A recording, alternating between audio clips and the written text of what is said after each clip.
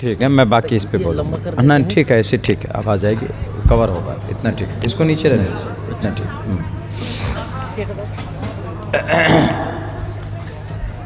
السلام علیکم ورحمۃ اللہ وبرکاتہ.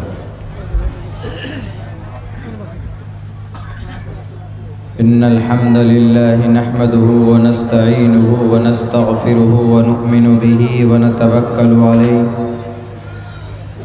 ونعوذ بالله من شرور أنفسنا ومن سيئات أعمالنا من يهده الله فلا مضل له ومن يضلله فلا هادي له ونشهد أن لا إله إلا الله وحده لا شريك له ونشهد أن سيدنا ومولانا محمدًا عبده ورسوله. أما بعد فأعوذ بالله من الشيطان الرجيم. بسم الله الرحمن الرحيم. ألف لام ميم ذلك الكتاب لا ريب فيه هدى للمتقين.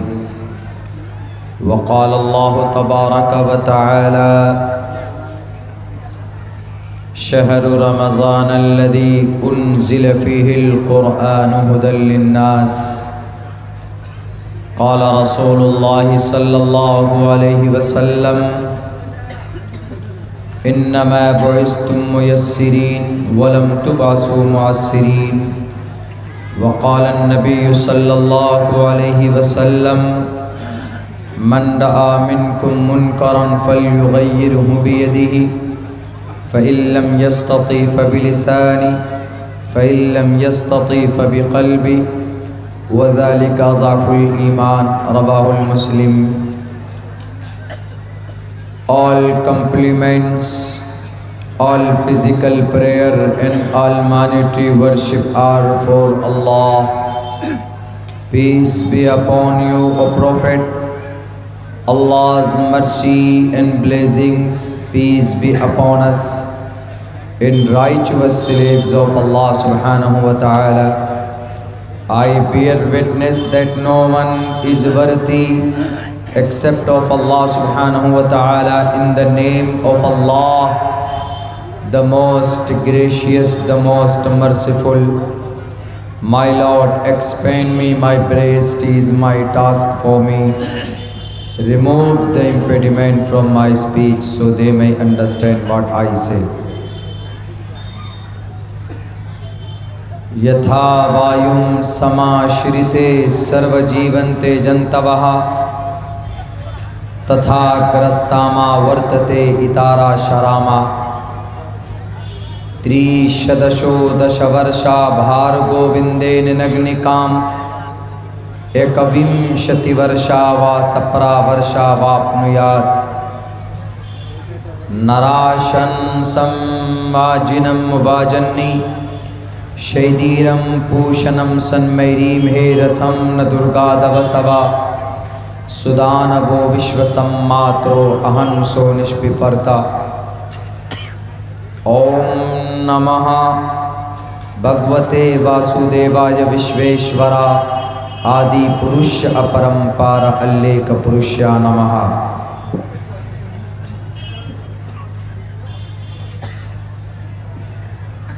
हजरात मोहतरम और पर्दे में बैठी हुई हमारे समाज की इज्जतदार माँ और बहनों,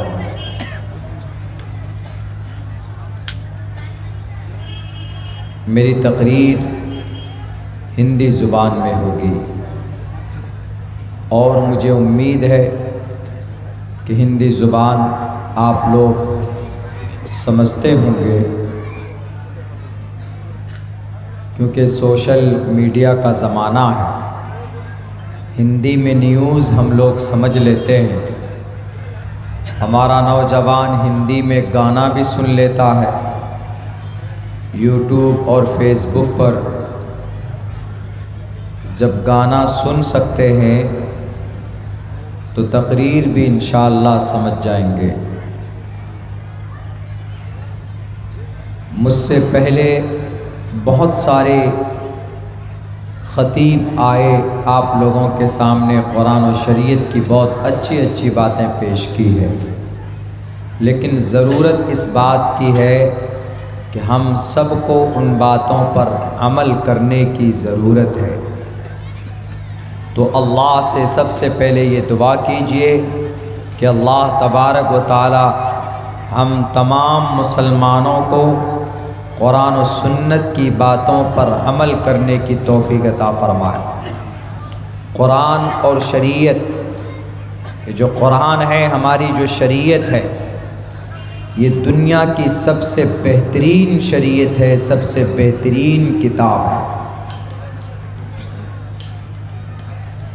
آج لوگ اس قرآن پر طرح طرح کے الزامات لگاتے ہیں، خصوصاً ہمارے بھارت میں، ہندوستان میں سناتنی ہندو بھائی، RSS بجرنگ دل کے لوگ زیادہ اس قرآن پر اعتراض کرتے ہیں۔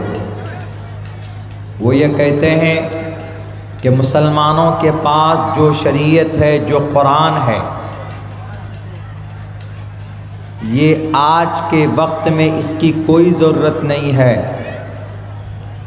وہ کہتے ہیں کہ یہ قرآن 1458 سال پہلے نازل ہوا، یہ اس وقت تو کام آیا لیکن اب اس کی کوئی ضرورت نہیں ہے۔ تو کیا یہ بات صحیح ہے؟ بالکل صحیح نہیں ہے۔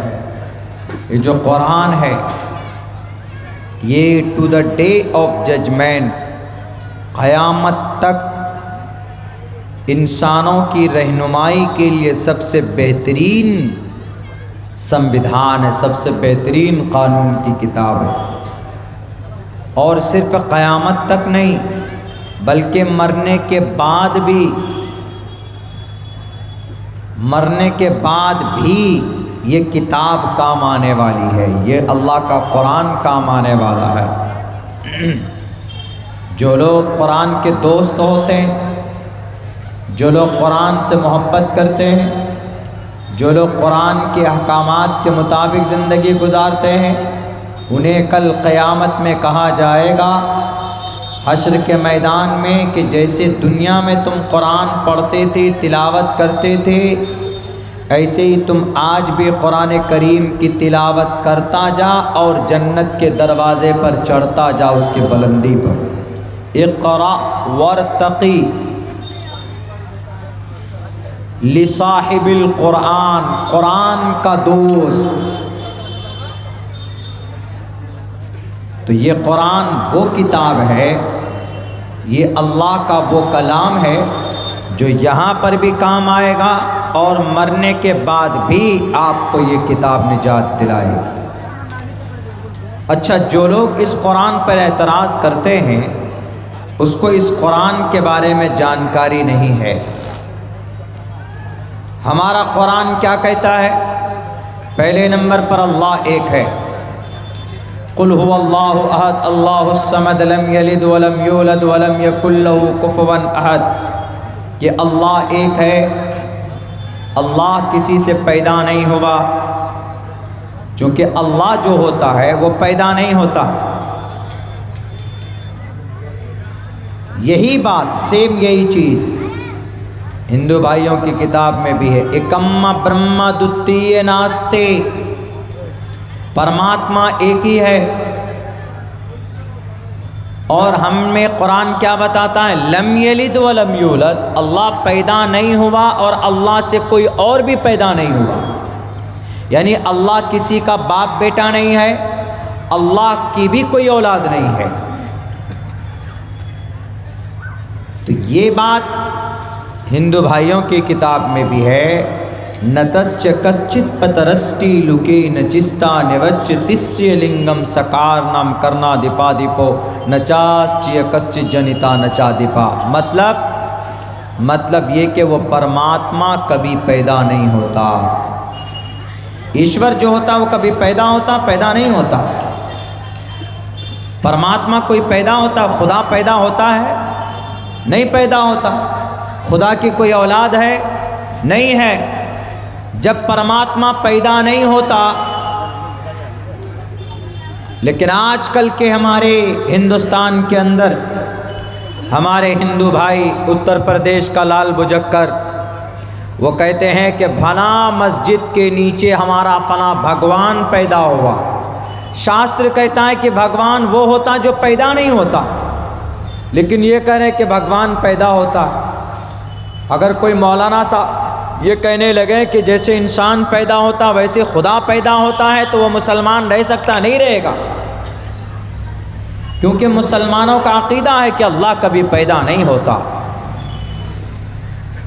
ایسے ہی ہندو دھرم میں بھی ہے کہ پرماتما جو ہوگا وہ کبھی پیدا نہیں ہوتا، ایشور کبھی پیدا نہیں ہوتا۔ تو یہ بات کون بتا رہا؟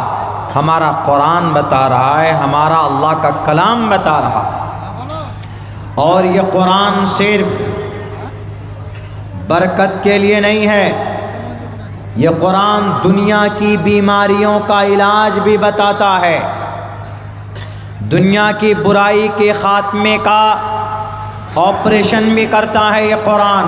کیسے؟ یہی بنگال کی دھرتی ہے، یہاں سے تقریباً 250-300 کلومیٹر کی دوری پر ایک بہت بڑا شہر ہے، بھارت کا سب سے بڑا شہر کلکتہ۔ 7 یا 8 مہینہ پہلے اس شہر میں، اس کلکتہ شہر میں ایک بہت بڑا حادثہ وجود میں آیا، ایک بہت بڑا درگھٹنا وجود میں آیا۔ وہ کیا؟ ایک ڈاکٹر کا ریپ ہوا، اور پھر ریپ کے بعد، بلاత్కాر کے بعد اس ڈاکٹر کا مرڈر بھی کیا گیا۔ پوری دنیا جانتی کلکتہ میں ایسا ہوا۔ اس کو وہاں کی لوکل پولیس نے سالو نہیں کیا، اس کو باضابطہ CBI نے، جو بھارت کی ٹاپ ایجنسی ہے انویسٹیگیشن کی، CBI، اس کے سپرد کیس کیا گیا، اور تب جا کر انہوں نے اس معاملے کو سالو کیا۔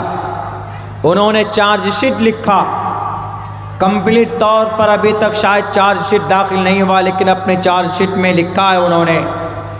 کتنا بڑا حادثہ وجود میں آیا؟ تقریباً 1-1.5 مہینے تک پورے شہر کلکتہ میں پروٹیسٹ ہوتا رہا، اور کتنے لوگوں کی دکانیں بند ہوئی، اور کتنے لوگوں کی تجارت کاروبار کے اندر کتنا بڑا نقصان ہوا، ہم اور آپ تصور نہیں کر سکتے۔ پوری دنیا میں جو بدنامی ہوئی وہ الگ۔ آرجکر میڈیکل کالج کا نام ہے اس میڈیکل کا، آپ کے بنگال میں اس سے بڑی میڈیکل نہیں ہے، سب سے بڑی میڈیکل آرجکر میڈیکل کالج مانی جاتی ہے بنگال میں، شہر کلکتہ میں۔ لیکن وہاں پر ایک 25 سے 30 سال عمر کی ایک ڈاکٹر کا ریپ ہوتا ہے، اس کی عزت لوٹی جاتی ہے، اس کا بلاత్కాر ہوتا۔ اس ڈاکٹر کا نام غالباً ڈاکٹر اہانہ ہے شاید، یا جو بھی نام ہو، نام کی ضرورت بھی نہیں ہے۔ اس کا ریپ ہوتا، اور ریپ ہی نہیں ہوا، بلاత్కాر کے بعد اس کو مار دیا گیا، اور اس کے ساتھ ریپ ہی نہیں ہوا بلکہ اس کے ہاتھ کی کلائی توڑ دی تھی، کوہنی مار کر اس کی ریڑھ کی ہڈی، کمر توڑ دی گئی تھی اس کی۔ اس کو اس زور سے تھپڑ مارا تھا کہ جو شیشہ، جو چشمہ پہنا تھا، اس چشمے کا گلاس شیشہ ٹوٹ کر اس کے آنکھ میں گھس گیا تھا، وہ اس کا آنکھ بھی پھوڑ دیا گیا تھا۔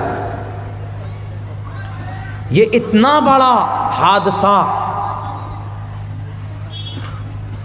اگر قرآن کی، شریعت کی، حدیث کی باتوں پر عمل کر لیتا تو اتنا بڑا حادثہ وجود میں نہیں آتا۔ کیسے؟ میں بتاتا ہوں۔ CBI نے اپنے چارج شیٹ میں لکھتا ہے، CBI کیا کہتا ہے؟ CBI یہ کہتی ہے، وہاں کی ایجنسی جو ہے ہمارے انڈیا کی، وہ یہ کہتا ہے کہ ڈاکٹر اہانہ کی عزت لوٹی گئی، اس کا مرڈر ہوا۔ جو ریپسٹ ہے، جو مجرم ہے، جو مرڈرر ہے، جو گنہگار ہے، اس دن، اس رات میں وہ شخص، وہ وہاں کا گارڈ تھا۔ گارڈ کا مطلب سیکیورٹی گارڈ، رکشک جس کو بولتے ہیں، حفاظت کرنے والا، اس کو حفاظت کے لیے رکھا تھا، وہی بھکشک بن گیا، وہی راون کا دوست بن گیا، راون کا بھائی بن گیا۔ اگر پولیس والے ہی بے ایمان ہو جائیں، لوگوں کے ساتھ ناانصافی کریں، لاٹھی اور ڈنڈے برسائیں، تو لوگ کس پر امید کرے گا؟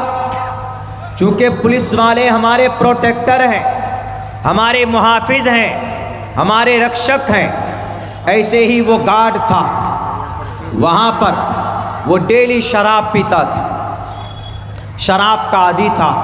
آپ کے بنگال میں شراب پر بین نہیں ہے، پابندی نہیں ہے، لیکن میرے بہار کے اندر میں شراب پر پابندی ہے۔ وہ الگ بات ہے کہ ہوم ڈیلیوری بھی دی جاتی ہے بہار کے اندر، چپکے گھر میں پہنچایا جاتا۔ شراب پر بہار میں پابندی ہے، بنگال میں پابندی نہیں ہے۔ یہاں دھڑلے سے اس چیز کی فراوانی ہوتی ہے، مل جاتی۔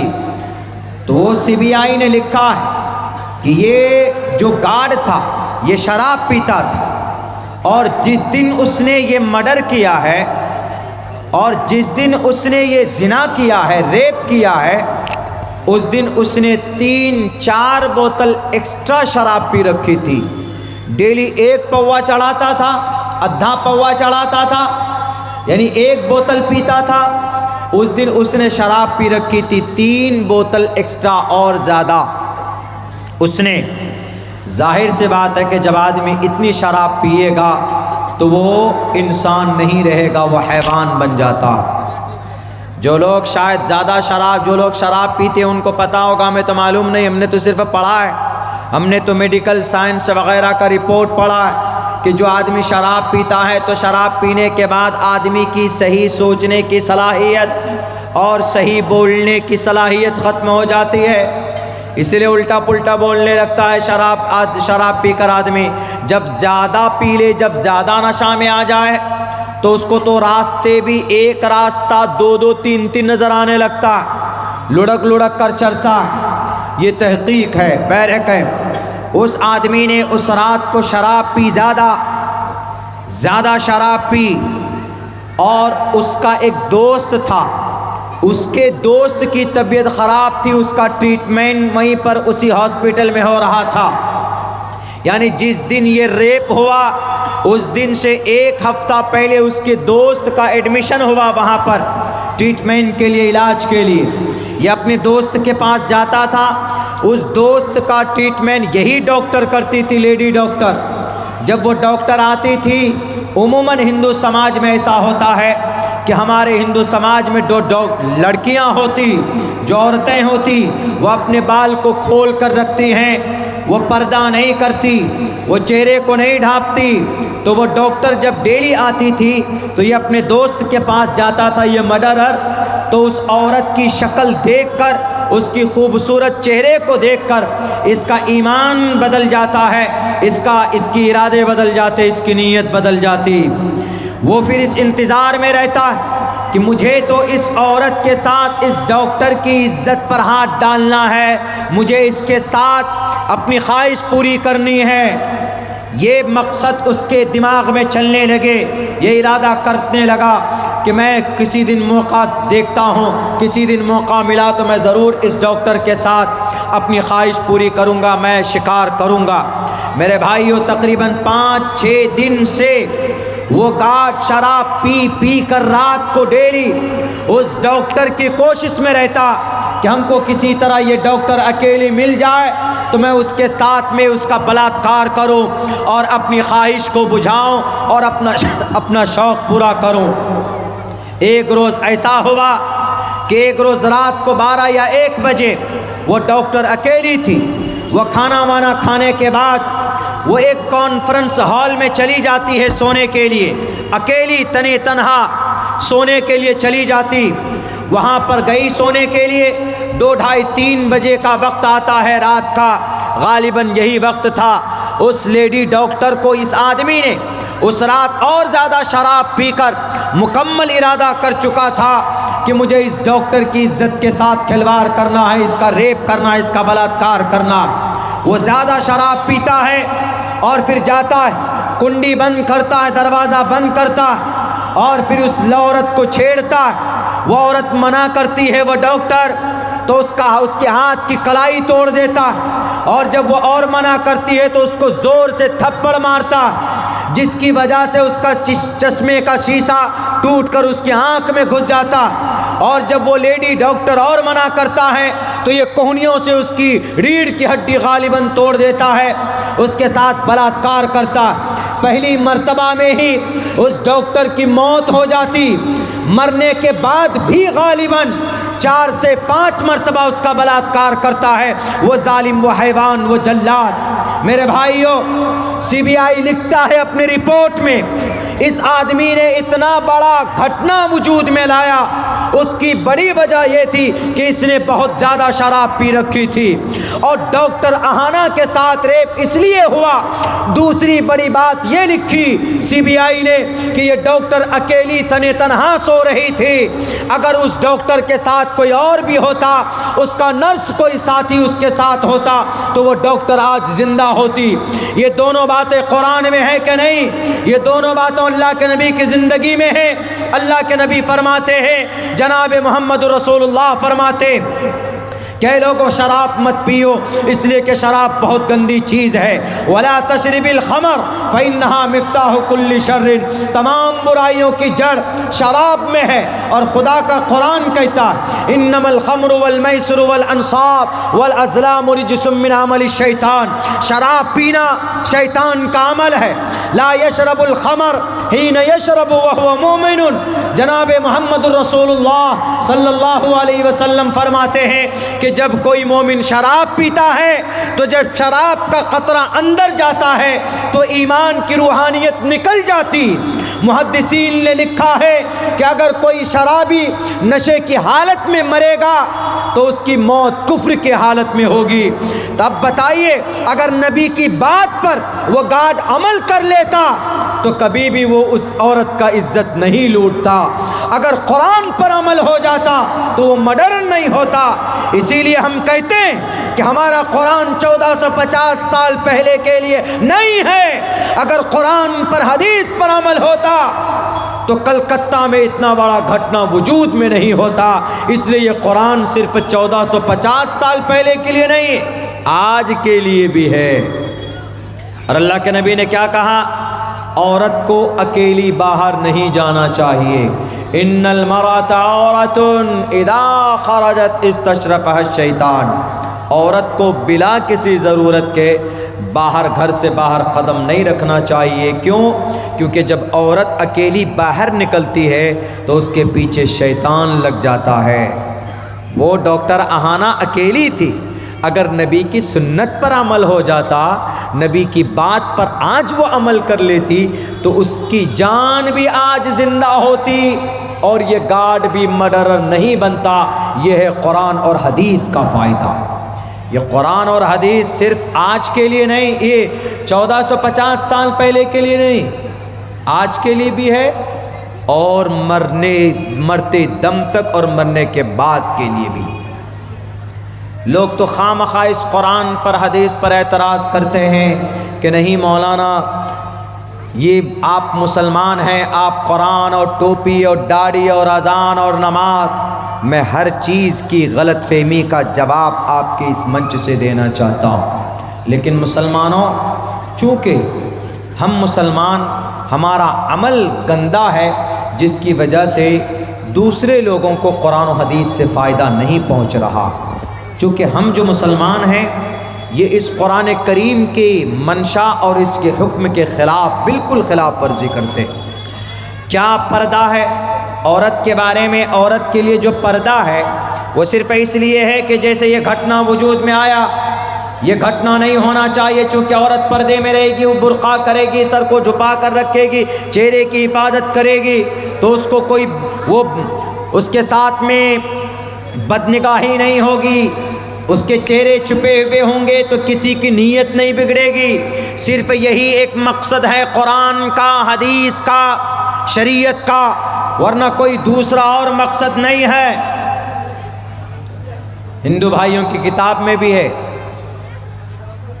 यत्र नार्यस्तु पूजन्ते रमन्ते तत्र देवता तत्र तास्तु न पूजन्ते न रमन्ते न तत्र देवता।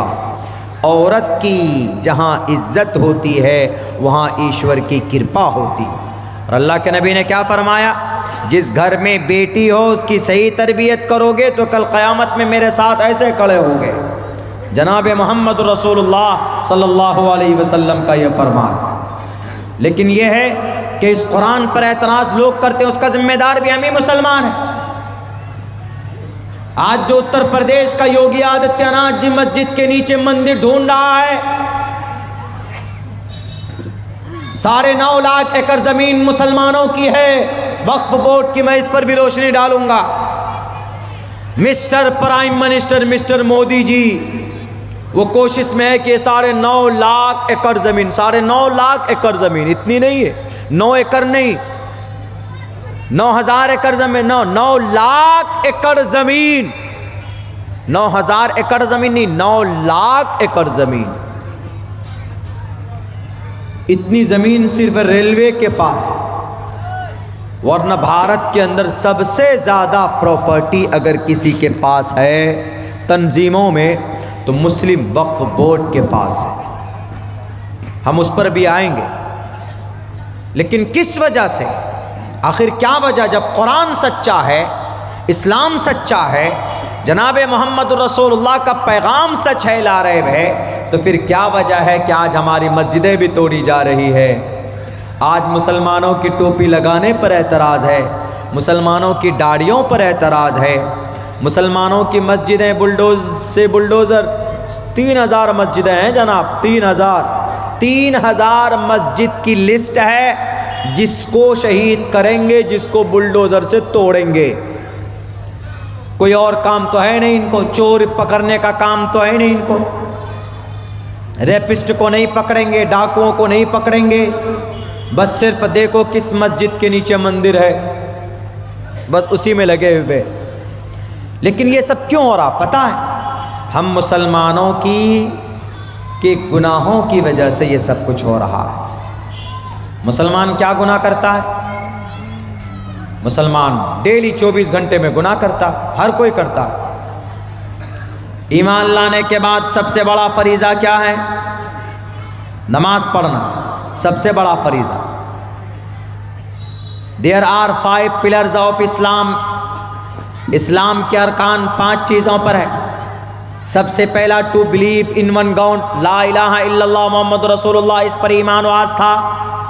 दूसरे नंबर पर अकीमुस्सलाह, नमाज कायम करना।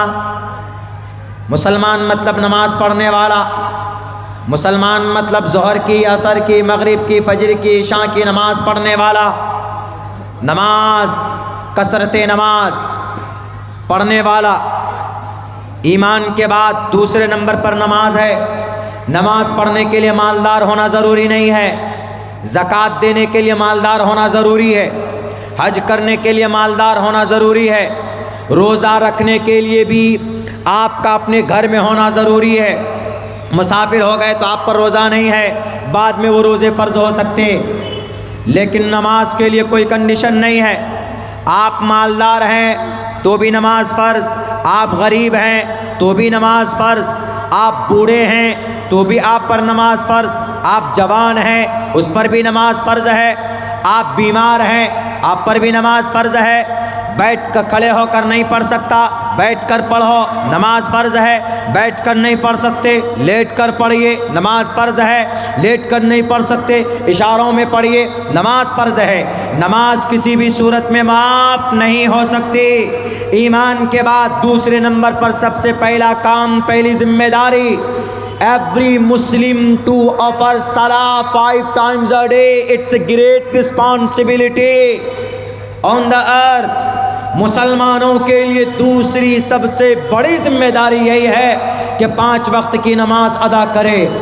अगर कोई मुसलमान जानबूझकर नमाज छोड़ता है, जानकर, अजान हो रही है, कोई काम नहीं, नमाज के लिए नहीं जाते, मस्जिद नहीं जाते, चलो मस्जिद जाने का मौका नहीं है, दुकान में पढ़ लीजिए, खेत में है खेत में पढ़ लीजिए, सफ़र में है रास्ते में पढ़ लीजिए। अकीमुस्सलाह, نماز قائم کرو، نماز قائم کرو، نماز پڑھو۔ اگر کوئی نماز نہیں پڑھتا ہے، جان بوجھ کر نماز کو چھوڑ دیتا ہے، تو جناب محمد رسول اللہ کیا فرماتے ہیں؟ اللہ کے نبی فرماتے ہیں من ترک الصلاۃ متعمدا فقد کفر۔ جو مسلمان جان بوجھ کر نماز کو چھوڑتا ہے گویا وہ کافر بن گیا۔ ایک بہت بڑے محدث ہیں اسحاق بن راہویہ رحمۃ اللہ علیہ، احمد ابن حنبل رحمۃ اللہ علیہ، یہ لوگ کیا ترجمہ کرتے ہیں اس حدیث کا، کیا میننگ بتاتے ہیں؟ اس حدیث کا مطلب یہ ہے، یہ دونوں فرماتے ہیں، دونوں علماء کرام، دونوں عالم دین فرماتے ہیں کہ جو مسلمان جان کر نماز چھوڑتا ہے تو وہ کافر ہو جاتا ہے، جان کر نماز چھوڑنے والا۔ آج آپ ایمانداری سے بتائیے کتنے مسلمان ایسے ہیں جو جان بوجھ کر نماز چھوڑتے ہیں؟ کم سے کم ہر گاؤں میں، ہر محلے میں کم سے کم 60-65% مسلمان ایسے ہیں جو نماز چھوڑتے ہیں۔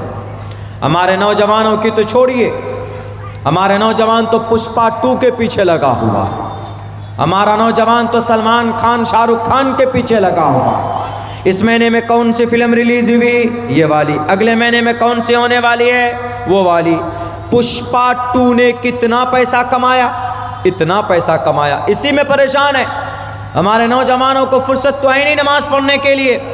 میرے نوجوانوں، جیسے آپ لوگوں نے جوان ایک ایسی یونٹی کا نام، جوان ایک ایسی پرانی کا نام، نوجوان اگر سنگٹت ہو کر اگر کچھ کام کرنا چاہیں تو یہ قوم کی تقدیر بدل سکتے ہیں، اس لیے کہ یہ ملت کی مکھن ہے۔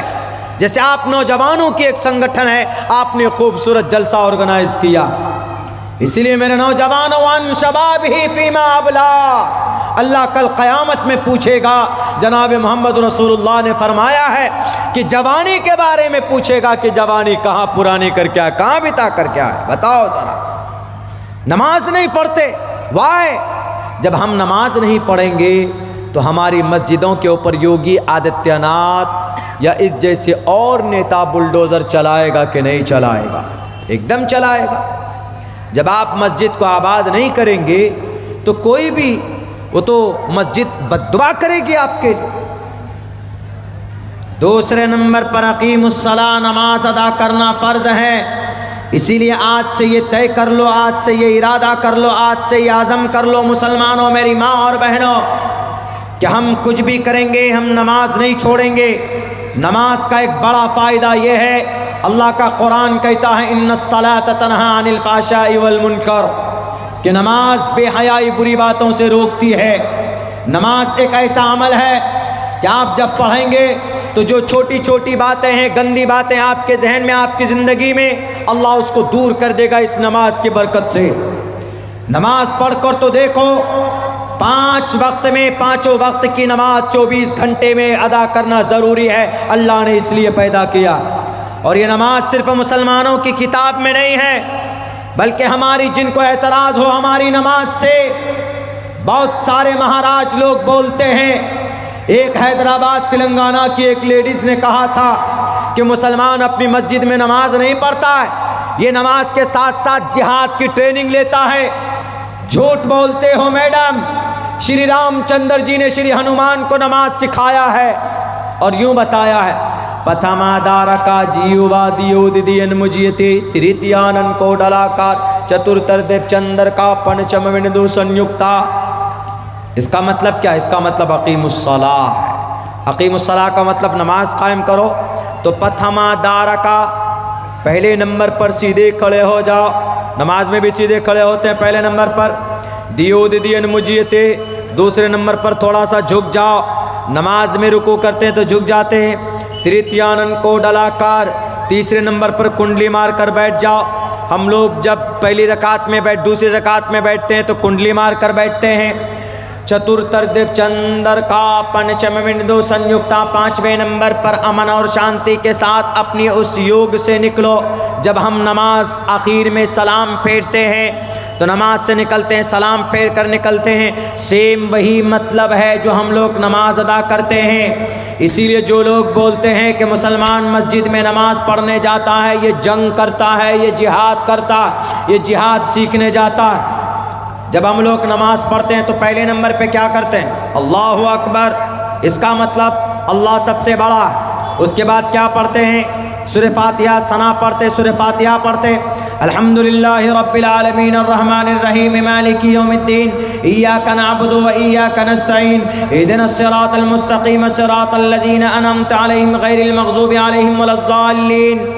کہیں پر بھی لفظ جہاد نہیں ہے، کہیں پر بھی دنگا نہیں ہے، کسی جملے کا، کسی لفظ کا ترجمہ مڈرن قتال نہیں ہے، بلکہ الحمدللہ رب العالمین، تمام تعریف رب العالمین کے لیے ہے، الرحمن الرحیم جو بڑا مہربان نہایت رحم والا ہے، مالک یوم الدین جو دونوں جہان کا مالک ہے، ایاک نعبد، اے اللہ ہم تیری ہی عبادت کرتے ہیں، و ایاک نستعین تجھی سے مدد طلب کرتے ہیں، اہدنا الصراط المستقیم، اے اللہ ہمیں تو سیدھا راستہ دکھا، صراط الذین انعمت علیہم، جن ان لوگوں کے راستے پر چلا جن لوگوں پر تمہارا انعام ظاہر ہوا، تمہاری نعمتوں کی بارش ہوئی ہے، صراط الذین انعمت علیہم غیر المغضوب علیہم ولا الضالین، اے اللہ جو لوگ بھٹک گئے، گمراہ ہو گئے، جس پر تیرا قہر نازل ہوا، ان لوگوں کے راستے پر مت چلا۔ پورے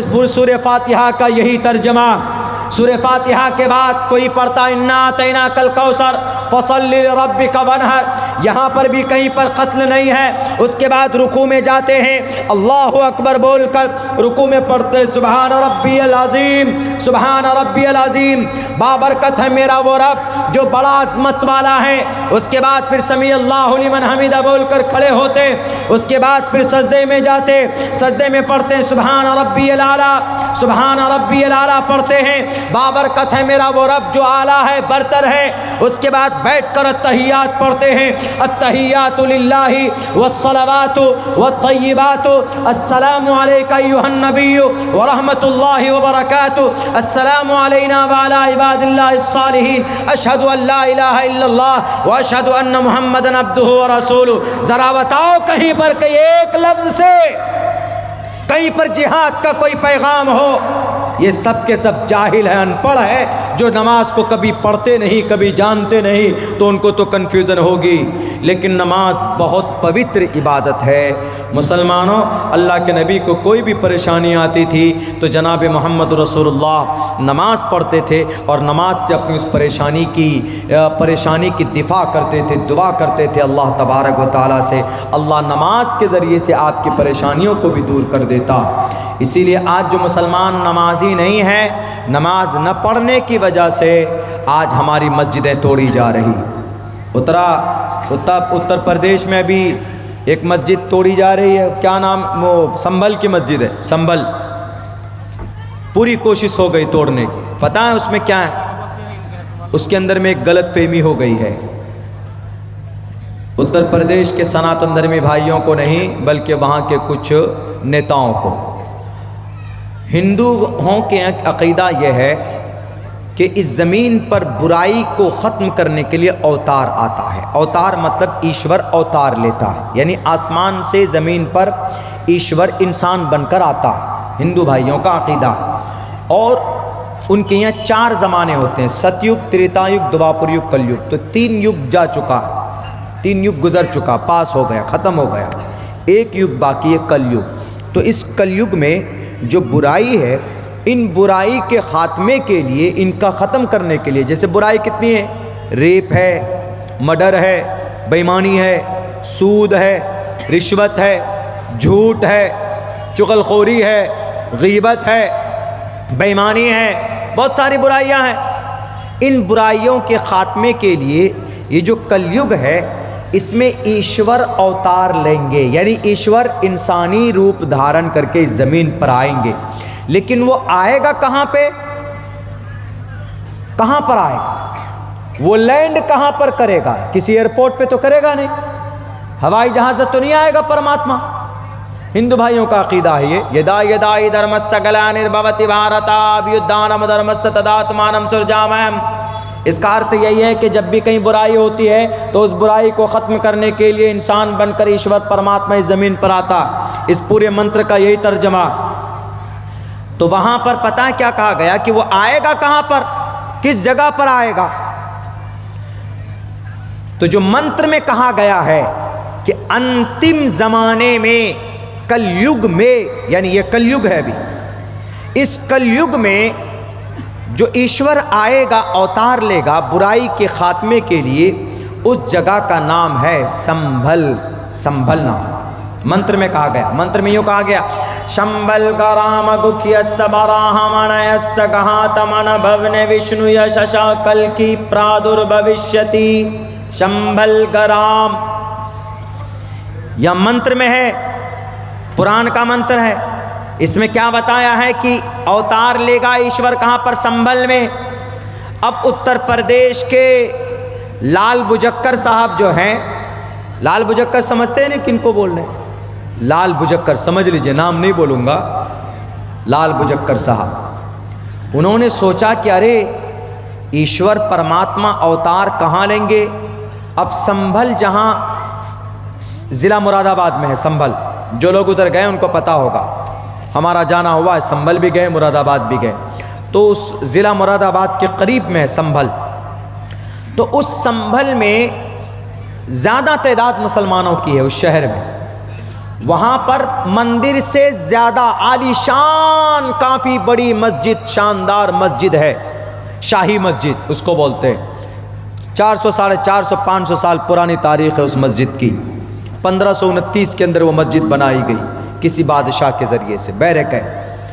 تو اب وہاں کے جو لوگ تھے، وہاں کے لال بجکر صاحب اور ان کے انویائی ماننے والے، انہوں نے سوچا کہ ارے ایشور جب اوتار لیں گے تو مسجد میں تو لیں گے نہیں، اور سنبھل میں مسجد ہے، مسجد میں تو آئیں گے نہیں گنبد پہ، اس لیے کہ ایشور نماز پڑھنے کے لیے آئے گا نہیں، ایشور تو مندر میں آئیں گے جہاں بھجن ہوتا ہے، جہاں ہنومان چالیسا پڑھا جائے گا، جہاں گایتری منتر پڑھا جائے گا، اوم بھوربھوسواہا تتسویترورینیم بھرگو دسی دیوس دھیمہی دھیو یو نہ پرچودیات، یہ گایتری منتر ہے۔ ہنومان چالیسا جہاں پڑھا جائے گا، جے ہنومان گیان گن ساگر جے کپیسا تہو لوک اجاگر رام دوتا تلت بل دھامانجنی پتر پون ست ناما کنچن ورن وراج سبیشا کانن کنڈل کنچت کیشا۔ تو مسجد میں تو نہیں پڑھا جاتا، یہ مسجد میں کیا پڑھا جاتا ہے؟ سورہ فاتحہ پڑھا جاتا ہے، حدیث کا درس دیا جاتا ہے، حدیث پڑھی جاتی ہے۔ تو اب انہوں نے سوچا کہ ایشور پھر اوتار کیسے لے گا، وہاں تو مسجد ہے۔ تو اب انہوں نے سوچا چلو 500 سال پہلے دیکھو کہ اس مسجد کو کون بنایا۔ ڈھونڈا، دیکھا، ایک کتاب، دو کتاب، اکبر نامہ، بابر نامہ میں دیکھا کہ بھئی اس مسجد کو بنانے والا بابر بادشاہ تھا۔ بابر کا نام آتے کان کھڑے ہو جاتے، نیتاؤں کے، ہندو بھائیوں کے نہیں، نیتاؤں کے۔ اچھا بابر، تو بابر آیا تھا تو بابر نے بنایا ہے، تو ظاہر سی بات اگر بابر نے بنایا ہے تو مندر توڑ کر بنایا ہوگا۔ لو ہائی کورٹ کے اندر میں یاچکا داخل کر دو، ہائی کورٹ میں جاؤ، یاچکا کیا داخل کر دی کہ اس شاہی مسجد کے نیچے مندر ہے، اس کی سروے کی اجازت دی جائے۔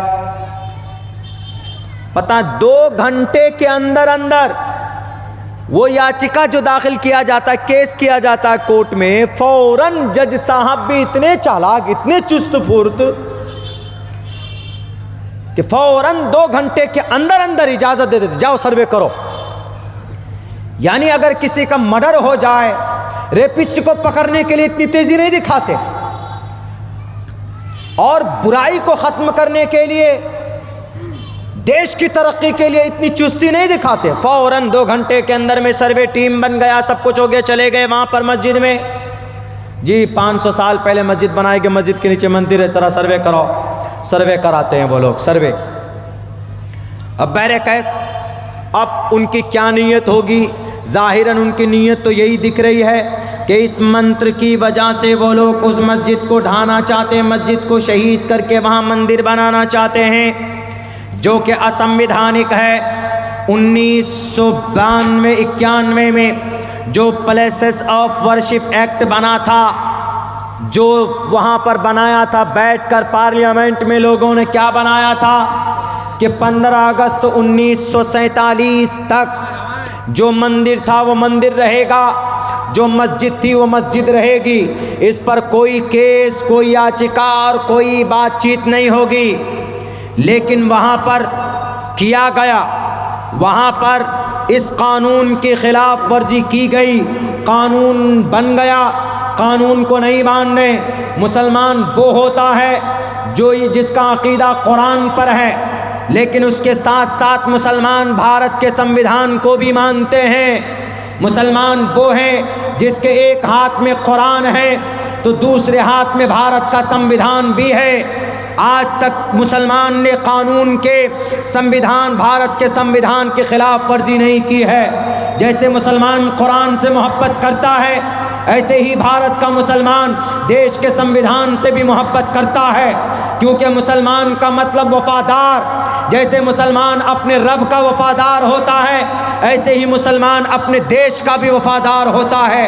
اگر مسلمان دیش کا وفادار نہ ہوتا تو انگریز سے سب سے پہلے لڑائی کرنے کے لیے مسلمان آگے نہیں بڑھتا۔ سب سے پہلے دیش میں لڑائی انگریزوں سے کون آیا تھا میدان میں لڑنے کے لیے؟ یہی مرشد آباد کی دھرتی ہے، یہی کا ایک نواب علی وردی خان کا ناتی جس کا نام نواب سراج الدولہ ہے۔ 1755 کے اندر سب سے پہلی جنگ علی وردی خان نے شروع کی تھی۔ اس کے بعد جب ان کا انتقال ہو جاتا ہے تو ان کا ناتی نواب سراج الدولہ نے 1757 کے اندر اسی مرشد آباد کی دھرتی سے انگریز سے جنگ کی شروعات کی تھی۔ ذرا بتاؤ، اگر مسلمان وفادار نہ ہوتا تو انگریز سے لڑنے کی کیا ضرورت تھی؟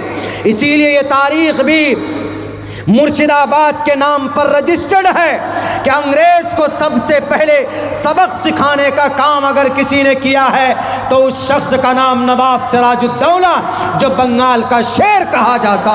نواب سراج الدولہ کا دادا نانا علی وردی خان جب انگریز کی آفس بنی کہاں پر؟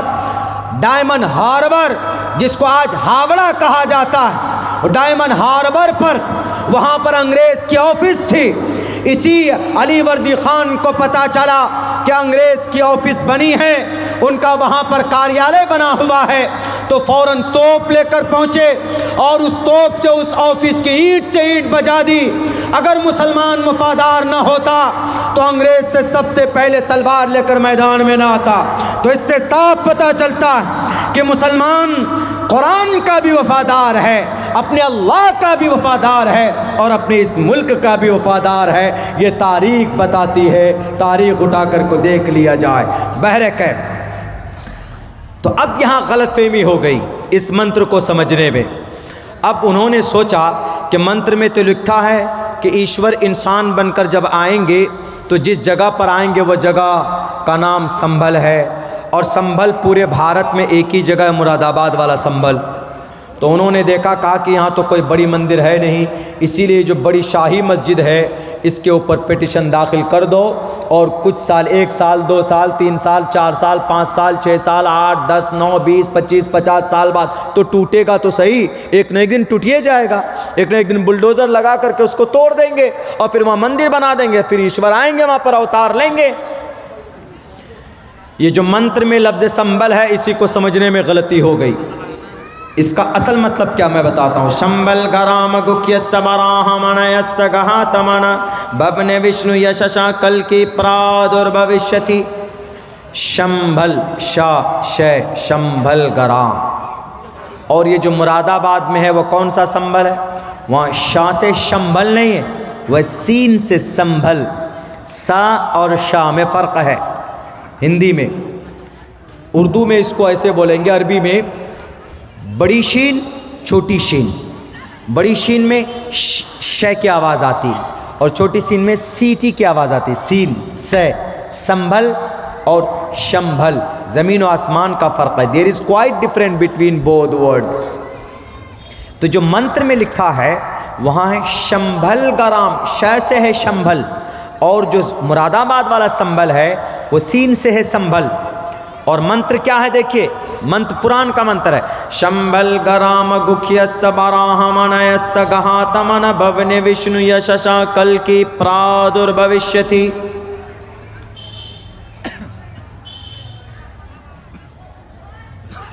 Doctor M.A. شریواستو جاہل آدمی نہیں ہے، ہندو بنارس یونیورسٹی بہت بڑی یونیورسٹی ہے، پرانی یونیورسٹی، جیسے مسلمانوں کی مسلم علی گڑھ یونیورسٹی ہے، ایسی ہندو بھائیوں کی ہندو بنارس یونیورسٹی ہے۔ کہاں پر؟ یہ بنارس میں۔ وہاں کا پروفیسر ہیں ڈاکٹر ایم اے شریواستو، یا کیا کہتے ہیں، یہ اس منتر کے تعلق سے کہتے ہیں شمبل گرام گکھیا سبراہمنیا سگہاتمن۔ یہ جو منتر ہے، اس منتر میں مراد آباد والا سنبل مراد نہیں ہے۔ اس منتر کا مطلب ہے شمبل گرام، امن کی جگہ، براہمنیس، اونچے خاندان، مطلب قبیلہ قریش میں، وشنو یششا سنسکرت ہے، اس کا مطلب عبداللہ ہوتا ہے، سمتیانی تھا ویشناوم، سومتی کے کوک سے۔ تو اس پورے منتر کا کیا ترجمہ نکالتے ہیں وہ ڈاکٹر ایم اے شریواستو؟ وہ کہتے ہیں کہ یہ پورا منتر فٹ آتا ہے جناب محمد رسول اللہ صلی اللہ علیہ وسلم پر۔ کیوں؟ کیونکہ امن کی جگہ کہاں ہے؟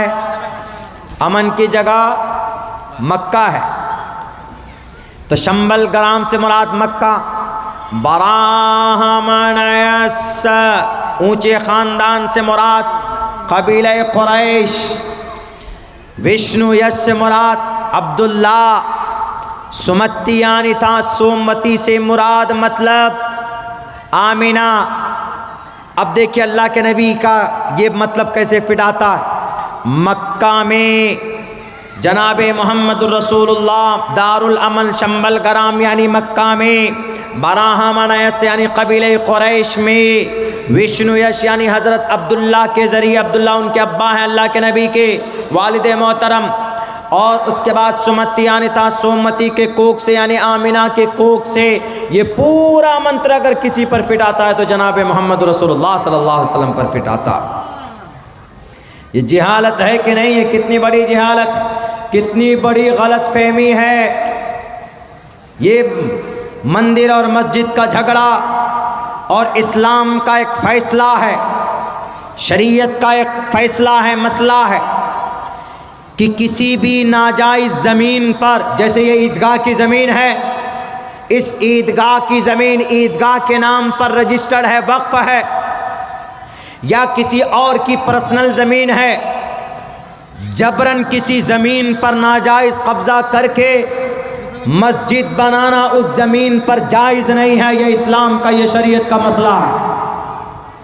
اگر بابر بادشاہ نے 500 سال پہلے کسی مندر کو توڑ کر اگر مسجد بنائی تو کیا بابر مسلمان تھا کہ نہیں تھا؟ مسلمان تھا، اور جو مسلمان ہوتا ہے اس کا عقیدہ قرآن و سنت پر ہوتا ہے، اور قرآن و سنت کا فیصلہ یہ ہے کہ مندر توڑ کر، مندر کیا جناب، کسی گھر یا کسی کی کھیت پر، خالی کھیت پر بھی جبراً اگر کوئی زمین مسجد بناتا ہے ناجائز طریقے پر، ہڑپ کر کے کسی کی زمین کو، تو ناجائز اور حرام ہے۔ مندر توڑنا تو دور کی بات، میں بھارت کے ہندوستانیوں سے کہنا چاہتا ہوں، میرے ہندو بھائیوں سے کہنا چاہتا ہوں، آپ کے دماغ میں جو نفرت بویا جا رہا ہے نا، یہ ان نیتاؤں کی چال ہے، ہندو مسلمانوں کے بیچ میں نفرت کی دیوار کھڑی کرنے کی سازشیں ہیں، ورنہ اسلام کا یہ قانون ہے، یہ فیصلہ ہے کہ کسی کی زمین پر ناجائز طریقے پر قبضہ کر کے اس پر مسجد نہیں بنائی جا سکتی، چاہے وہ اکبر بادشاہ ہو، چاہے وہ بابر بادشاہ ہو، چاہے وہ عبداللہ سالم ہو، چاہے وہ اورنگ آباد کے مسلمان ہو، بنگال کا مسلمان ہو، یہ بھارت کے کسی بھی، دنیا کے کسی بھی کونے کا مسلمان ہو، شریعت کے مسئلے میں تبدیلی نہیں ہوتی۔ جو شریعت کا مسئلہ یہاں کے لیے ہے وہی مسئلہ اتر پردیش کے لیے بھی ہے، وہی قانون رب کا پوری دنیا کے مسلمانوں کے لیے ہے۔ اسی لیے Islam is the best religion to the world, پوری دنیا میں اسلام سے بہتر کوئی نظام نہیں ہے، کیونکہ جو قانون ہوتا ہے اسلام کا پوری دنیا کے مسلمانوں کے لیے برابر سرابر ہوتا ہے۔ مسلمانوں کے لیے ایسا نہیں ہے کہ بنگال کے مسلمانوں پر 5 وقت کی نماز فرض ہے تو اڑیسہ کے مسلمانوں پر 3 ہی وقت کی نماز فرض ہے، ایسا نہیں ہے، اور بہار کے مسلمانوں کے اوپر 2 ہی وقت کی نماز فرض ہے، ایسا نہیں ہے۔ پوری دنیا کے مسلمانوں پر 5 ہی وقت کی نماز فرض ہے 24 گھنٹے میں. یہ ہے اسلام. اور اسلام کا قانون ہے کہ زبردستی کسی زمین پر ناجائز قبضہ کر کے اس پہ مندر، اس پہ مسجد نہیں بنائی جا سکتی. جناب محمد رسول اللہ صلی اللہ علیہ وسلم جب مکہ سے ہجرت کر کے مدینہ پہنچے، مکہ میں آپ نے تبلیغ کی، آپ نے قرآن کا پیغام پہنچایا، آپ نے کلمے کی دعوت دی. لیکن کفار نے، ابو جہل نے، ان کے چیلوں نے، ان کے گنڈوں نے آپ علیہ السلام کو بڑی تکلیفیں پہنچائی. 13 سال تک نبی پاک علیہ السلام نے بڑی قربانی پیش کی. آپ کے صحابہ کو 20 سے چیر دیا گیا. ایک عورت بی بی سمیہ رضی اللہ تعالی عنہا کو ابو جہل نے 20 سے چیر دیا تھا. حضرت ابو بکر صدیق کو اتنا مارا تھا بے ہوش ہو گئے تھے. حضرت بلال حبشی کو تڑپا کر اذیت دی گئی تھی. حضرت بشیر ابن جندل کو گھسیٹا گیا تھا. حضرت زبیر کی آنکھیں نکال دی گئی تھی. اور حضرت خباب بن ارت کو انگاروں پر لٹایا گیا تھا. تب بھی آپ علیہ السلام نے کسی کے اوپر ذرہ برابر ظلم نہیں کیا. آپ 13 سال تک مکہ میں رہے. اس کے بعد نبی پاک علیہ السلام جب مدینہ گئے تو مدینہ جانے کے بعد جناب محمد رسول اللہ صلی اللہ علیہ وسلم نے کہا کہ ہم یہاں ایک مسجد بنانا چاہتے ہیں، تو ڈھونڈو ذرا زمین کہاں پر ہے. تو صحابہ ڈھونڈنے لگے، اور مدینے کے صحابہ جو انصاری صحابہ تھے ان کو بڑی خوشی ہوئی اللہ کے نبی کے آنے کی. انہوں نے ہاتھوں ہاتھ لیا جناب محمد رسول اللہ کو. مکہ والے نے اہمیت نہیں دی تو اللہ نے مدینے والے کے سپرد کر دیا. تو مدینے والوں نے زمین ڈھونڈی. جو زمین تھی مناسب زمین تھی وہ 2 بچوں کی تھی، یتیم بچوں کی. اس کے باپ نہیں تھے ان دونوں بچوں کے. تو ان کے جب جو چچا لوگ تھے ان کو خبر ہوئی کہ یہ جو مسجد ہے، یہ جو زمین ہے جہاں مسجد بننے والی ہے، مسجد نبوی مدینۃ المنورہ میں، دنیا کی سب سے پوتر ترین مسجد، سب سے بڑی پرانی مسجد، سب سے بڑی فضیلت والی مسجد کعبۃ اللہ ہے، کعبہ ہے. اس کے بعد مسجد نبوی، اس کے بعد مسجد اقصیٰ ہے. لیکن پرانی سب سے پہلے کعبۃ اللہ ہے، دوسرے نمبر پر مسجد اقصیٰ ہے پرانی میں تعمیری اعتبار سے، تب مسجد نبوی ہے. لیکن فضیلت کے اعتبار سے پہلے بیت اللہ ہے، پھر مسجد نبوی ہے، پھر مسجد اقصیٰ ہے. کنسٹرکشن کے اعتبار سے کعبۃ اللہ ہے، پھر مسجد اقصیٰ ہے، پھر مسجد نبوی ہے. لیکن فضیلت میں مسجد نبوی دوسرے نمبر پر ہے. تو جناب محمد رسول اللہ جب مدینہ گئے تو آپ زمین ڈھونڈنے لگے کہ مسجد بنانی ہے. تو ان دونوں بچوں کی زمین طے کی گئی کہ یہ جو زمین ہے کس کی ہے پوچھو. کہا کہ دو یتیم بچوں کی زمین ہے. ان کو بلایا گیا، ان کے چچاؤں کو بھی بلایا گیا جو ولی تھے، جو ان کا سرپرست تھا. ان سے کہا گیا کہ یہ زمین میں مسجد بنانا چاہتے ہیں. تو ان کے چچا لوگوں بچے بھی خوش ہوئے اور ان کے چچا بھی خوش ہوئے کہ اللہ کے نبی یہ زمین کیا ہے، ہم جان قربان کر دیں گے آپ کے لیے. اور ہمارے لیے تو سعادت کی بات ہے، خوشی کی بات ہے کہ آپ نے ہماری مسجد، ہماری زمین منتخب کی مسجد کے لیے چنا ہے. ہمیں بڑی خوشی ہوئی. آپ بولیے کہاں کیا کرنا ہے، فوراً رجسٹری کر دیتے. بتائیے نا، مسجد کے نام پر وقف تو کر ہی دیا ہم نے، لیکن آپ جو کہیں گے ہم وہ کرنے کے لیے تیار ہیں. تو اللہ کے نبی نے کہا کہ ٹھیک ہے تمہاری زمین قبول ہے. تو انہوں نے کہا کہ اللہ کے نبی ہم اس زمین کی 1 روپے بھی نہیں لیں گے، آپ کو فری میں ہم زمین دے رہے ہیں.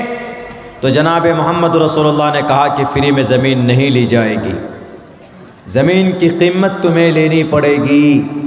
اللہ کے نبی چاہتے تو فری میں زمین لے سکتے تھے، لیکن کیوں نہیں لیے؟ چونکہ آنے والی اتر پردیش کے لال بجکر جیسے نیتاؤں کو ایک سبق دینا تھا. ورنہ وہ کیا کہیں گے، ارے تمہارے نبی نے جو مسجد نبوی بنائی ہے وہ بھی ہڑپ کی بھی زمین ہے. لیکن وہ تو قیمت لکھی ہوئی ہے کہ 10 دینار، اس زمانے میں 10 دینار قیمت طے کی گئی. انہوں نے کہا کہ اللہ کے نبی یہی قیمت ہے، ٹھیک ہے دے دیجئے. تو 10 دینار قیمت کس نے ادا کی؟ ابو بکر صدیق رضی اللہ تعالیٰ عنہ. مسجد نبوی کی زمین جو لی گئی ہے فری میں نہیں لی گئی، اس کی قیمت دی گئی ہے. تب جا کر مسجد نبوی کی تعمیر ہوئی. اور وہ مسجد کی تعمیر کیسے ہوئی؟ پتھر اور کیچڑ ہے گاڑا جس کو بولتے ہیں، اسی کا مسالہ.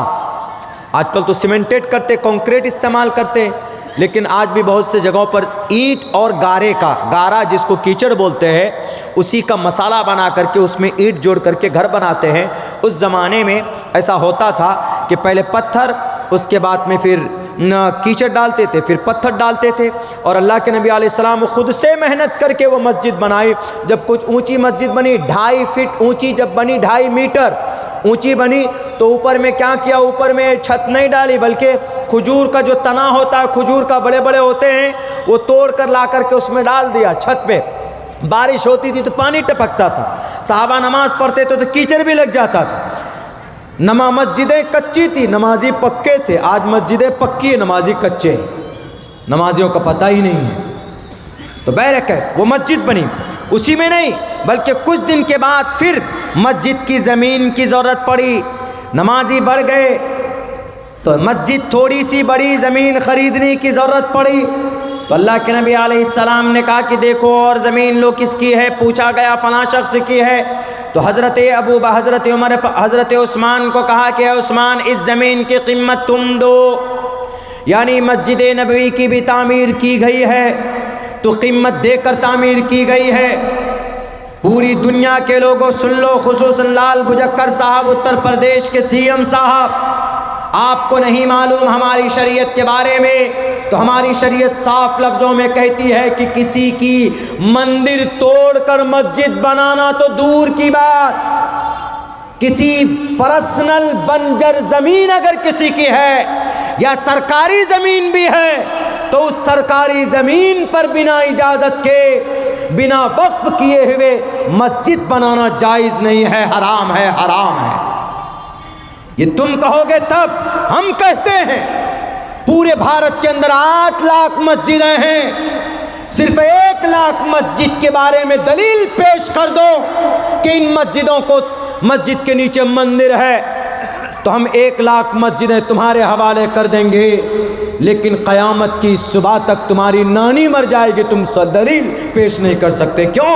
کیونکہ اسلام میں مسجد کسی کی ہڑپ کی بھی زمین پر مسجد نہیں بنائی جاتی، آج تک کوئی مسجد نہیں بنی۔ بابری مسجد کا جھگڑا تھا، پوچھو سپریم کورٹ سے کہ بابری مسجد کیا مندر توڑ کر مسجد بنائی گئی تھی؟ نہیں۔ کیا کسی زمانے میں بابر بادشاہ نے کچھ مندر کے ملبے کے نیچے مسجد بنایا بابری مسجد؟ نہیں، کوئی ملبہ نہیں ملا، کوئی پروف نہیں ملا، کوئی دلیل نہیں ملی، پھر بھی ہماری مسجد تم نے کسی اور کو دے دی۔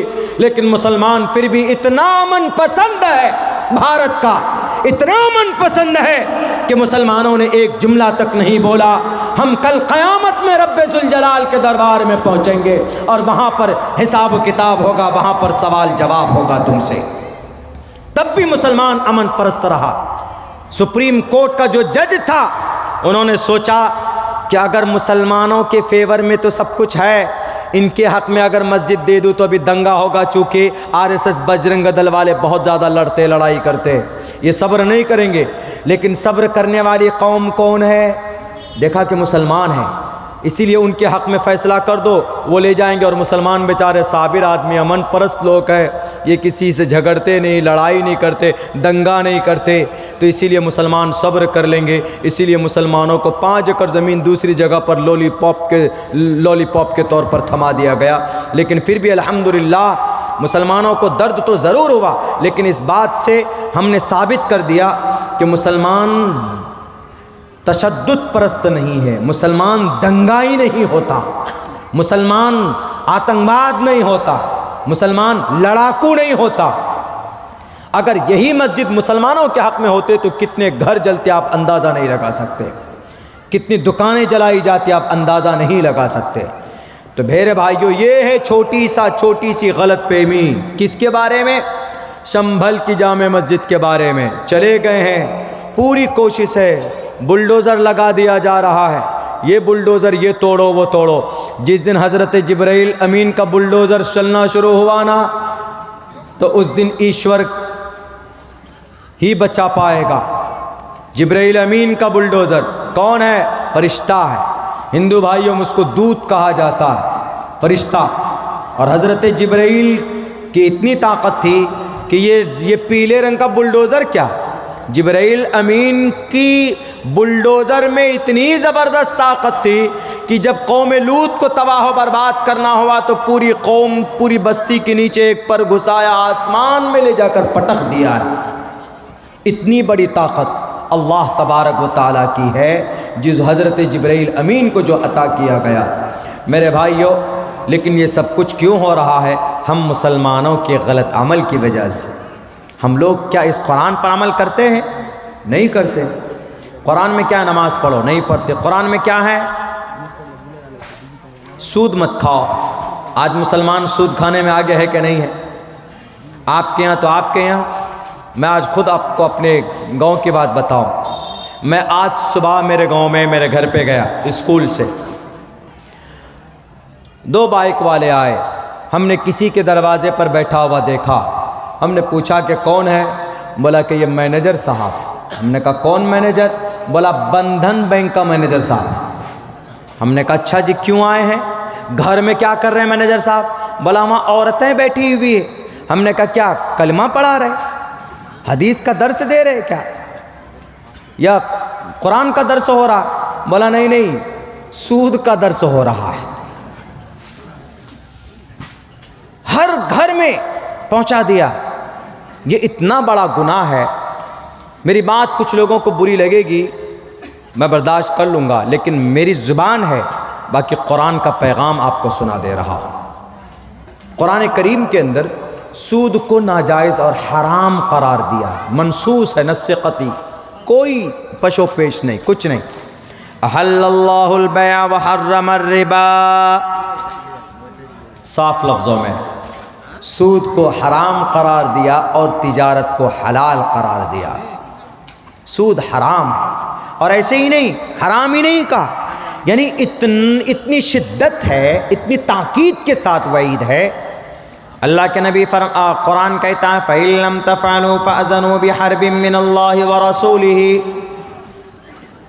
جو مسلمان سود کھانے سے باز نہیں آتا، اور سود کھانا، کھلانا، لکھنا، گواہ بننا، سب آج جو سماج میں، محلے میں وہ جو گروپ لون دیا جا رہا ہے نا، گروپ لون، میرے بھائیو پوری کوشش کیجئے آپ اس سے بچنے کی، اس سے برکت ختم ہو جاتی۔ میں نے نظروں کے سامنے دیکھا ہے، بڑے بڑے سیٹ خاک پتی ہوئے، بڑے بڑے سیٹ، کیوں؟ لون لے لیا، کتنے کا؟ 50 لاکھ کا۔ کس لیے لیا؟ سڑک کے کنارے زمین تھی، گھر بنانا تھا، ہوم لون لے لیا 50 لاکھ، اور پتہ چلا کہ بزنس میں لگایا، 50 لاکھ کا لون لیا، 25 لاکھ کا گھر بنایا، 25 لاکھ بزنس میں لگایا، بزنس سے پیسے نہیں آئے، 25-50 ہزار روپے مہینہ دینا تھا، نہیں دے پائے، 1 2 3 4 5 10 قسطیں تک گری، اس کے بعد میں گھر نیلام کر دیا، گھر بھی گیا، پیسے بھی گئے، روڈ پر آ گیا۔ سودی کاروبار میں، سودی پیسوں میں برکت نہیں ہوتی ہے۔ اللہ کے نبی سے کسی نے فرمایا جناب محمد رسول اللہ بتائیے، بھوک مری ہے، پیسہ نہیں ہے، اگر کوئی 10% میں دیتا ہے، کوئی 13% میں دیتا ہے تاکہ ہماری جان بچ سکے، تو کیا ہم اس وقت بھی نہ لیں؟ تو اللہ کے نبی نے فرمایا کہ اگر تمہارے گھر میں چوکھٹ ہے، اس چوکھٹ کو بیچ کر تمہاری زندگی بچ سکتی ہے تو بیچ دو، لیکن سود کے قریب مت جاؤ، اس لیے کہ سود کھانے والا، سود دینے والا، سود لینے والا، سود لکھنے والا، سود پر گواہ بننے والا، سب پر اللہ کی لعنت ہے۔ لعن اللہ آکلہ وموکلہ وشاہدہ وکاتبہ، سارے لوگوں کے اوپر میں لعنت ہے، اور قرآن میں تو بہت سخت وعید ہے۔ اللہ تبارک و تعالیٰ فرماتا ہے فَإِن لَمْ تَفْعَلُوا فَأَذَنُوا بِحَرْبٍ مِّنَ اللَّهِ وَرَسُولِهِ، اگر تم نے سود کھانا کھلانا نہیں چھوڑا، فَأَذَنُوا، آ جاؤ، فَأَذَنُوا کا مطلب آؤ، یہ اللہ کہہ رہا، میں نہیں کہہ رہا ہوں، پڑھیے آپ، فَأَذَنُوا بِحَرْبٍ مِّنَ اللَّهِ وَرَسُولِهِ، آؤ لڑائی کرو مجھ سے۔ اللہ کہتا ہے اگر تم نے نہیں مانا تو اس کا مطلب تم قرآن کے خلاف ہو، اللہ کے خلاف ہو، اللہ کے نبی کے خلاف ہو۔ فَإِن لَمْ تَفْعَلُوا، اگر تم نے سود بند نہیں کیا، اگر تم نے لون بند نہیں کیا، فازنوا، آؤ میدان میں، بحرب من اللہ، اللہ اور اس کے رسول سے جنگ کرو۔ اگر کوئی مسلمان جنگ کرے گا اللہ اور اس کے رسول سے، بچ سکتا ہے کیا؟ نہیں بچ سکتا ہے، جیت نہیں سکتا۔ فَإِن لَمْ تَفْعَلُوا فَأْذَنُوا بِحَرْبٍ مِّنَ اللَّهِ وَرَسُولِهِ، جو لوگ سود سے باز نہیں آتے، اپنے آپ کو نہیں روکتے، اس کے گھر کے اندر کبھی برکت نہیں ہو سکتی۔ وقتی طور پر دکھے گا کیا 5 لاکھ روپے لے کر آ گیا، بالکل نہیں، ناجائز اور حرام ہے۔ آپ کے پاس بہت زیادہ دولت نہیں ہے تو جو بھی دولت آپ کماتے ہیں، 500 روپے کماتے ہیں، 200-250 روپے اگر آپ کماتے ہیں، اگر میں آپ کو ایک اپائے بتا دوں تو بہتر ہوگا۔ اگر آپ کو بزنس کرنا ہے، کاروبار کرنا ہے، تھوڑی بہت اگر آپ کے پاس زمین ہے جس سے بہت زیادہ آمدنی نہیں ہے تو آپ اس کو فروخت کر کے کوئی بڑا کام کر سکتے۔ اگر آپ کے پاس زمین نہیں ہے تو آپ ٹارگیٹ فکس کرو کہ میں 5 سال تک کلکتہ میں یا دلی میں یا ممبئی میں جا کر محنت کروں گا اور ہر سال میں کم سے کم سالانہ 1 لاکھ روپے بچاؤں گا، اور 5 سال میں 5 لاکھ روپے آپ نے بچائی اور آپ نے سود کو اس لیے پسے پشت ڈال دیا کہ اللہ میں لون نہیں لوں گا، حرام ہے، ناجائز ہے، اے اللہ میں جو کما رہا ہوں اس میں برکت دے۔ اگر آپ یہ واسطہ دیں گے، عبداللہ جھوٹ نہیں بولتا ہے، آپ اپنی نیکی کا واسطہ رب ذوالجلال کو دیجئے، انشاءاللہ تبارک و تعالی 5 لاکھ میں جو بڑا کام آپ کر لیں گے، لون سے لیا ہوا 50 لاکھ میں وہ برکت آپ کو حاصل نہیں ہو سکتا۔ یہ قرآن کا فیصلہ ہے، جانتے ہیں کہ قرآن کا فیصلہ ہے کہ سود حرام ہے، اس کے باوجود بھی مسلمان کھاتا ہے۔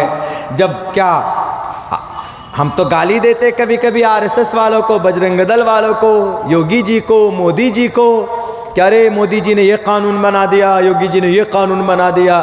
نماز پڑھنے پر کوئی قانون بنا؟ نہیں بنا۔ کیوں نہیں پڑھتے؟ سود نہ کھانے پر کوئی قانون بنا؟ نہیں بنا۔ تو کیوں کھاتے؟ چغل خوری کے اوپر کوئی قانون بنا ہے؟ نہیں بنا۔ تو کیوں کرتے؟ غیبت کے اوپر کوئی قانون بنا ہے؟ نہیں بنا۔ تو کیوں غیبت کرتے ہیں؟ دیکھیے کتنی ساری باتیں جو قرآن و شریعت کے خلاف ہے، مسلمان کرتا ہے۔ ابھی دیکھیے ہماری جو وقف کی پراپرٹی ہے، وقف کی جائیداد، ابھی ہم اس پر بات کرتے ہیں۔ وقف کی جائیداد بھارت کے اندر میں 9.5 لاکھ ایکڑ زمین وقف کی ہے۔ وقف کا مطلب سمجھتے ہیں؟ نہیں سمجھتے ہیں تو جان لیجئے، یہ بہت پوائنٹ کی بات بتا رہا ہوں، کل کوئی بتانے والا شاید نہیں ہوگا، ابھی بہت شارٹ ٹائم میں آپ کو بتا رہا ہوں، تو سمجھ جائیے تو آنے والے وقت کے لیے آپ کے لیے بہتر ہوگا۔ ابھی چونکہ بہت دن سے جھگڑا چل رہا ہے نا کہ بھئی یہ وقف بل کیا ہے، اوقاف کیا ہے، مسلم وقف بورڈ کیا ہے۔ وقف کا مطلب ہوتا ہے اللہ کے راستے میں کوئی چیز دان کر دینا۔ نہیں آپ پیجھے، شکریہ۔ وقف اللہ، چلیے دے دیجیے، آپ لائے ہیں تو اللہ اکبر، شکریہ، جزاک اللہ۔ اور یہ وقف کی دلیل اور اس کا ثبوت قرآن سے ہے۔ لن تنالوا البر حتى تنفقوا مما تحبون، اس سے بھی ہے، اور حدیث میں ہے اذا مات الانسان انقطع عنه عمله الا من ثلاثه، الا من صدقة جارية او علم ينتفع به او ولد صالح يدعو له، رواہ ابو داؤد۔ اللہ اکبر۔ تو یہ وقف کا مطلب کوئی زمین یا کوئی بلڈنگ یا کوئی گھر یا کوئی باغ، جیسے آپ کے یہاں باغیچہ الحمدللہ، ہم لوگ جو آم کھاتے ہیں آپ ہی کے یہاں کے آم کھاتے ہیں، ہمارے یہاں آم نہیں ہوتا، ادھر سے ہی جاتا ہے۔ یہ اورنگ آباد سے آپ کا، مرشد آباد سے آم جائے گا، مالدہ سے آم جائے گا، مالدہ آم مشہور ہے ہمارے یہاں، وہ یہی مالدہ آم ہے آپ کے یہاں کا۔ تو یہ جیسے آم کا باغیچہ، کچھ آدمی ایسا ہوتا اس کی اولاد نہیں ہوتی، بہت سارے آم کے باغیچہ ہیں، آخری وقت میں انہوں نے سوچا کہ ہم نے تو کچھ کیا نہیں دنیا میں، آخر میں یہ باغیچہ وقف کر دیتے، لو اللہ کے نام پر، تو یہ وقف ہو گیا۔ جو اللہ کے نام پر وقف ہو جاتا ہے اس زمین کو کوئی بیچ نہیں سکتا۔ پھر جیسے مسجد ہے، مسجد کی زمین وقف ہوتی ہے اللہ کے لیے، مسجد کا متولی کیا اس زمین کو بیچ سکتا ہے؟ نہیں بیچ سکتا، کیوں؟ اللہ کے نام پر وقف ہے۔ ایسے ہی مدرسہ ہے، مدرسے کے نام پر جو زمین وقف ہو جائے، رجسٹری ہو جائے، اس مدرسے کی زمین کو بیچ نہیں سکتا کوئی۔ ایسے ہی 9.5 لاکھ ایکڑ زمین ہے بھارت میں، مسلم وقف کی پراپرٹی ہے. بہت زمانے سے راجا مہاراجا مسلمان ہمارے پوروج ہمارے باپ دادا وقف کر کے گئے. ٹوٹل جو زمین ہے 9.5 لاکھ ایکڑ زمین. اس کا چیئرمین مسلمان ہوتا، اس کا متولی مسلمان ہوتا. آج تک مسلمان بنتے ہوئے آئے. لیکن اب مسٹر مودی جی نے اس پر ایک قانون لایا ہے. پتہ ہے کیا قانون؟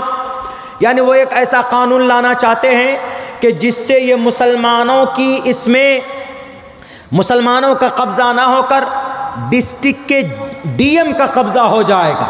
یعنی کوئی بھی کام کرنا ہوگا، اس کو بیچنا، خرید و فروخت کرنا، اس پر کوئی کام کرنا، یہ سب ڈی ایم کے انڈر میں چلا جائے گا. وقف بورڈ والوں کا اس میں کوئی بھی نینترن نہیں ہوگا. غالباً یہی پراودھان لانے کی کوشش کی جا رہی ہے، جس پر ابھی باضابطہ پروٹیسٹ چل رہا ہے، احتجاج چل رہا. میرے بھائیوں، وقف کی جو زمین ہوتی، وہ زمین اللہ کے لیے وقف ہو گئی تو اس کو کوئی نہیں بیچ سکتا. تو یہ وقف کی پراپرٹی ہوتی کیوں ہے؟ فائدے کے لیے. کس کے فائدے کے لیے؟ مسلمانوں کے فائدے کے لیے. وقف کی پراپرٹی کی زمین کبھی کبھی کسی کمپنی کو دے دیتے ہیں کرائے پہ کہ یہ لے لیجئے، یہ باغ ہے، آپ کرائے پر لے لیجئے، آپ 1 لاکھ روپے مہینہ دیجئے گا. کہیں پر ٹاور لگا دیا گیا، اس کا پیسہ آیا. کہیں پر کوئی ایجنسی آ گئی، اس کا پیسہ آتا ہے. کہیں پر وقف کی بلڈنگ ہے، فلیٹ ہے، تو فلیٹ کرائے پہ لگا دیا، 10,000 روپے بھاڑا آ رہا ہے، تو وہ وقف کی آمدنی ہوگی. ان پیسوں سے کیا ہوگا؟ ان پیسوں سے جنتا کا فائدہ ہونا چاہیے. عوام کے فائدے کے لیے وقف کی آمدنی کا استعمال ہونا چاہیے. آج سے نہیں، پچھلے کئی دہائی سے، کئی سال سے بھارت کے اندر مسلمانوں کی وقف کی پراپرٹی ہے. لیکن ان وقف کی پراپرٹی کا صحیح استعمال آج تک نہیں ہوا ہے. مسٹر مودی جی جو قانون لاتے ہیں وہ ایک الگ بات ہے. آج ہماری بڑی تنظیمیں اس وقف کے قانون کے اس بل کے خلاف ہے، وہ ایک الگ کوشش ہے. لیکن اس سے پہلے کیا بڑا گناہ ہوا ہے. ان گناہوں کی وجہ سے مسٹر مودی جی آئے قانون لے کر. گناہ یہ ہوا وقف کی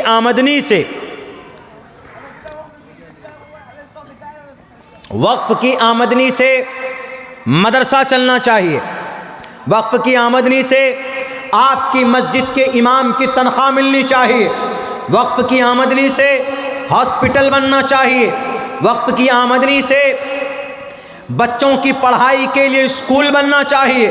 وقف کی آمدنی سے غریب مسکین کی بیٹی کی شادی ہونی چاہیے. وقف کی آمدنی سے جو بیچارے غریب ہیں، بزرگ ہیں، جن کی اولاد نہیں ہے، ان کے اوپر خرچ ہونا چاہیے. لیکن آج تک ہوا وقف کی آمدنی سے کوئی مدرسہ نہیں بنا. وقف کی آمدنی سے کسی مسجد کے امام کو تنخواہ ملتی ہے؟ نہیں ملتی ہے. صرف پنجاب میں 2-3 ہزار روپے ملتی. یا یہاں پر آپ کے بنگال کے اندر وہ گورنمنٹ کی طرف سے ہے جو 2-2.5-3 ہزار روپے شاید ہے امام کو، مؤذن کو. وہ یہاں کی محترمہ CM دیدی کے طرف سے ہے، وقف بورڈ کے طرف سے نہیں ہے. حالانکہ یہ کام کن کے ذریعے ہونا چاہیے؟ وقف کی پراپرٹی سے جو آمدنی آنا تھا، ان آمدنی سے مدرسہ چلنا چاہیے، مکتب چلنا چاہیے، ہاسپٹل بننا چاہیے، میڈیکل کالج بننا چاہیے، ٹریننگ کالج بننا چاہیے. ڈاکٹر کے لیے تیاری کے لیے کیا ہوتا ہے؟ نیٹ کی پریپریشن کے لیے کوچنگ سینٹر بننا چاہیے.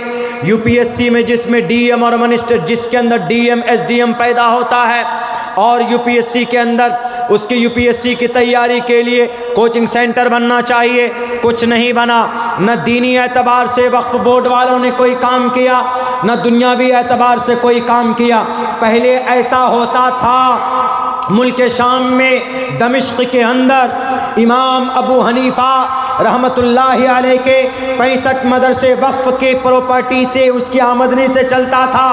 امام شافعی کے 55 مدرسے وقف کی آمدنی سے چلتا تھا، امام مالک کے 15 مدرسے وقف کی آمدنی سے چلتا تھا، احمد ابن حنبل کے 6 مدرسے وقف کی آمدنی سے چلتا تھا، غریب کے گھر تک اناج وقف کی آمدنی سے جاتا تھا، غریب بچیوں کی شادی وقف کی آمدنی سے ہوتا تھا۔ لیکن میرے بھائیوں، ہمارے بھارت کے اندر 1200 کروڑ روپے سالانہ آتا ہے، آمدنی ہے وقف بورڈ سے، وقف بورڈ کو کرایہ آتا ہے، وقف بورڈ کو پیسہ آتا ہے، کم سے کم 1000 کروڑ روپے سالانہ ان کے پاس پیسہ آتا ہے۔ ان پیسوں کو غریبوں میں نہیں بانٹا جاتا، ان پیسوں سے مدرسہ نہیں بنایا گیا۔ جتنے بھی بڑے مدرسے ہیں، سہارنپور میں دارالعلوم دیوبند ہے، ندوے میں ندوۃ العلماء لکھنؤ ہے، مظاہر العلوم سہارنپور ہیں، جامعہ سلفیہ بنارس ہے، اتنے بڑے بڑے ادارے ہیں۔ ان اداروں میں جو تعلیم ہوتا ہے، یہاں پر جو پیسے آتے ہیں وہ پیسے ان کے چندوں کے آتے، وقف بورڈ کے طرف سے کوئی تعاون نہیں ملتا ہے۔ اگر چاہتے تو ٹوٹل مدرسوں کا خرچ یہ وقف بورڈ والے اٹھا سکتے تھے، لیکن آج تک کوئی بھی کام نہیں کیا ہے۔ ان پیسوں کو لوٹا ہے، ان پیسوں کو ہڑپ کیا ہے، ان پیسوں کو اپنے عالیشان بلڈنگوں میں خرچہ کیا ہے۔ میرے بھائیوں، یہی وجہ ہے کہ جب صحیح استعمال نہیں ہوتا ہے شریعت کا تو اللہ تبارک و تعالیٰ ظالم بادشاہوں کو مسلط کر دیتے ہیں۔ ہمارے وقف کی جو جائیداد ہے اس کا صحیح استعمال نہیں ہوا تو ابھی یہ کسی اور کے ذریعے سے اس کو ہڑپ کرنے کی کوشش کی جا رہی ہے۔ تو مجرم کون؟ مجرم پہلے مسلمان ہے، پہلے مسلمان۔ حیدرآباد میں ایک بلڈنگ ہے، اس کا جو کرایہ آتا ہے فلیٹ کا، فلیٹ ہے، فلیٹ 3 BHK کا فلیٹ، 3 روم 1 کچن 1 ہال، یعنی بڑا سا، 25,000 روپے کرایہ ہے آج کے ڈیٹ میں، وقف کی پراپرٹی ہے۔ 25,000 میں سے وقف کی جو رجسٹرڈ ہے اس میں کتنا لکھا جاتا پتہ ہے؟ اس میں صرف 2,500 روپے لکھا جاتا ہے، باقی 22,500 روپے کہاں جاتا ہے؟ وہاں کے چیئرمین کے پاکٹ میں جاتا ہے۔ اب مسٹر مودی آ کر عقل ٹھکانے نہیں لگائے گا تو کیا کرے گا؟ اللہ کی طرف سے ہم گالی بعد میں دیں۔